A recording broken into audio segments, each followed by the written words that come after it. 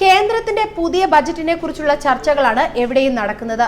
കർഷകർക്കും ഇടത്തരക്കാർക്കും വാരിക്കോരി നൽകിയ ജനകീയ ബജറ്റായി ഇത് മാറിയപ്പോഴും കേരളത്തിൽ നിന്നുള്ള നേതാക്കൾ ശക്തമായ ഭാഷയിലാണ് ഇതിനെ എതിർക്കുന്നത്.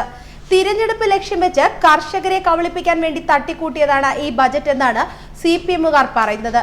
എന്നാൽ നരേന്ദ്രമോദി സർക്കാർ കേരളത്തെ കബളിപ്പിക്കാൻ വേണ്ടി പോലും ഒരു വാഗ്ദാനം നൽകിയിട്ടില്ല എന്നാണ് പറയുന്നതും.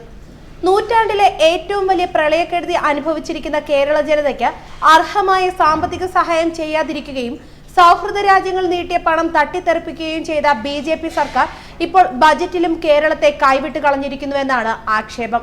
കേരളത്തെ അവഗണനയുടെ പ്രളയത്തിൽ മുക്കിക്കൊല്ലാനാണ് BJP സർക്കാരിന്റെ രഹസ്യ അജണ്ട എന്ന വിമർശനത്തിന് ശക്തി പകരുന്നതാണ് കേരളത്തെ അവഗണിച്ചുകൊണ്ടുള്ള കേന്ദ്ര ബജറ്റ്. കേരളത്തിന്റെ വളരെ കാലത്തെ ആവശ്യമാണ് എയിംസ്. ബജറ്റിൽ അനുമതി നൽകാത്തതുകൊണ്ടാണ് പരിഗണിക്കാനാകാത്തതെന്നാണ് കേന്ദ്ര ആരോഗ്യമന്ത്രി നേരത്തെ പറഞ്ഞത്. ഇത്തവണത്തെ ബജറ്റിലും കേരളത്തെ ഒഴിവാക്കി ഹരിയാനയ്ക്ക് എയിംസ് അനുവദിച്ചിരിക്കുന്നു.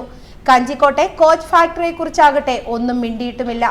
ഇത്തവണ റെയിൽവേ ബജറ്റ് ഇല്ലാതിരുന്നതോടുകൂടി കേരളം ഒരിക്കൽ കൂടി റെയിൽവേ വികസന മാപ്പിൽ നിന്ന് പുറത്തായി. ഏതെങ്കിലും ശ്രദ്ധേയമായ റെയിൽവേ പദ്ധതി കേരളത്തിന് ലഭിച്ചിട്ട് എത്രയോ വർഷമായി. വലിയ ആഘോഷപൂർവ്വം പറഞ്ഞിരുന്ന കഞ്ചിക്കോട് കോച്ച് ഫാക്ടറി തരില്ലെന്ന BJP സർക്കാരിന്റെ പിടിവാശിയിൽ ഇക്കൊല്ലവും അയവ് വന്നിട്ടില്ല. കേരളത്തിന് നിലവിൽ ലഭിക്കുന്ന സാമ്പത്തിക വിഹിതം പോലും വെട്ടിക്കുറച്ചിരിക്കുന്ന സ്ഥിതിയിലാണെന്നും വിലയിരുത്തപ്പെടുന്നു.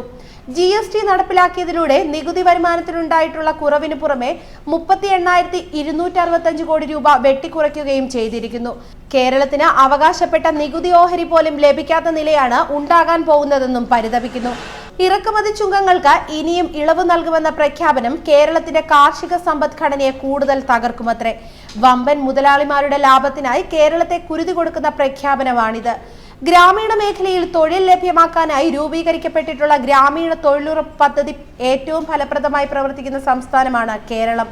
പക്ഷേ അത് നടത്തിക്കൊണ്ടു പോകുവാനോ 100 തൊഴിൽ ദിനങ്ങൾ ഉറപ്പുവരുത്തുന്നതിനോ ഉള്ള വിഹിതം ഈ ബജറ്റിലില്ല. വിലക്കയറ്റം പിടിച്ചു നിർത്താനുള്ള നടപടിയും ബജറ്റിലില്ലാത്തതും ഉപഭോക്തൃ സംസ്ഥാനമായ കേരളത്തിന് ഇരുട്ടിലാക്കും. പെട്രോളിന്റെയും ഡീസലിന്റെയും പാചകവാതത്തിന്റെയും കുതിച്ചുയർന്ന വിലയെ നിയന്ത്രിക്കുന്നതിനുള്ള ഒരിടപെടലും ബജറ്റിലില്ല. കേരളത്തിന് ഒരു ഗുണവുമില്ലാത്തതും കൂടുതൽ പ്രശ്നങ്ങൾ സൃഷ്ടിക്കുന്നതുമായ പ്രഖ്യാപനങ്ങളാണ് കേന്ദ്ര സർക്കാരിന്റെ ബജറ്റിലുള്ളതെന്നാണ് പറയുന്നത്. തിരഞ്ഞെടുപ്പ് പ്രകടന പത്രിക എന്ന നിലയിൽ കണ്ടാലും നരേന്ദ്രമോദി സർക്കാർ ഒരിക്കൽ കൂടി വരുന്നതുകൊണ്ട് കേരള ജനതയ്ക്ക് പ്രത്യേകമായ ഒരു പ്രയോജനവും ഇല്ല എന്നും വിമർശിക്കുന്നു.